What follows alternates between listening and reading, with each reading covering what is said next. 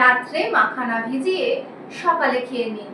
মাত্র কয়েক সপ্তাহেই আপনার হাড় হবে লোহার মতো শক্ত, পেশি হবে ইস্পাতের মতো। এই ধরনের ভিডিও নিশ্চয়ই আপনার সামনেও এসেছে। লক্ষ লক্ষ মানুষ এই পরামর্শ বিশ্বাসও করেছে। কিন্তু প্রশ্ন হলো, এটা কি সত্যি কোনো বৈজ্ঞানিক তথ্য নাকি সোশ্যাল মিডিয়ার আর একটা হাইপ?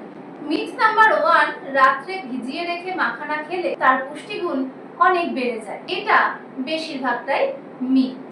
অনেকেই বলেন রাত্রে ভিজিয়ে রাখলে মাখানার সমস্ত পুষ্টি নাকি অ্যাক্টিভেট হয়ে যায়, কিন্তু এই তথ্যের কোনো বৈজ্ঞানিক ভিত্তি নেই। হ্যাঁ, ভিজিয়ে রাখলে মাখানা নরম হয়ে যায়, যার ফলে অনেকের খেতে সুবিধা হতে পারে, হজমে সুবিধা হতে পারে। তো ভিজিয়ে রাখলেই হঠাৎ করে ওভারনাইট এর সমস্ত প্রোটিন, ভিটামিন, ক্যালসিয়াম বা মিনারেল কয়েক গুণ বেড়ে যায়, এমন কোনো প্রমাণিত সত্য নেই। মিথ নাম্বার 2, মাখানা খেলেই হাড় হবে বজ্রের মতো বা লোহার মতো শক্ত। এটা একটা অর্ধ সত্য।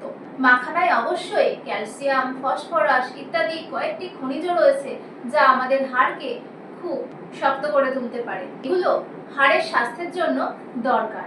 কিন্তু একটা বিষয় মনে রাখবেন, আমাদের হাড় শুধু একটা খাবার দিয়ে তৈরি হয় না। আর শক্ত রাখতে শরীরের প্রয়োজন পর্যাপ্ত ক্যালসিয়াম, ভিটামিন ডি, ভালো মানের প্রোটিন, সূর্যের আলো এবং অবশ্যই শারীরিক ব্যায়াম। তাই শুধু সকালে এক মুঠো মাখানা ভিজিয়ে খেলেই আপনার হাড় লোহার মতো শক্ত হয়ে যাবে, এটা একেবারেই অর্ধ সত্য। এই দাবি বাস্তবসম্মত নয়। মিথ নাম্বার 3, মাখানা খেলে পেশি দ্রুত বড় হবে। এটাও একটা মিথ। অনেকেই মাখানাকে হাই প্রোটিন সুপারফুড বলে প্রজেক্ট করে। আসলে মাখানায় কিছু ভালো প্রোটিন থাকলেও সেটা ডিম, সয়াবিন, ডাল, মাছ, মুরগি বা দুধের তুলনায় অনেক কম। আপনি যদি সত্যিই পেশি শক্ত করতে চান, তাহলে প্রোটিন খাওয়ার পাশাপাশি আপনাকে স্ট্রেংথ ট্রেনিংও করতে হবে। মাখানা খুবই ভালো একটি স্ন্যাক্স হতে পারে, কিন্তু পেশি তৈরির ওষুধ বা উপায় কোনোটাই নয়। বিশেষত কোনো ম্যাজিক খাবার তো নয়। তাহলে কি মাখানা আর খাবেন না? অবশ্যই তা নয়।